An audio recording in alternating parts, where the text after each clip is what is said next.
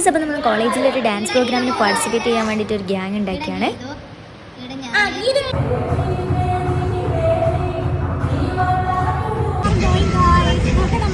അങ്ങനെ വീട്ടിലെത്തിയിട്ടാകുമ്പോൾ ഞാൻ നേരെ ഷൂ വാങ്ങാൻ പോയി. പിന്നെ തിരിച്ചു വരുമ്പോൾ പാനിപ്പൂരി കഴിക്കാമെന്ന് വെച്ചു. അങ്ങനെ കയറി.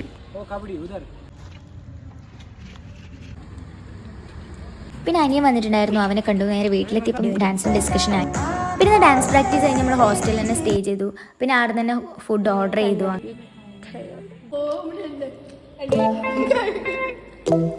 കിട്ടാതെ അലശയായി ആലിയ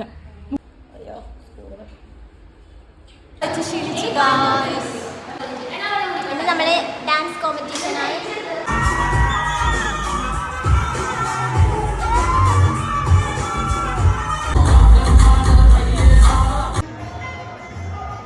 ദിവസത്തെ അധ്വാനമാണ്.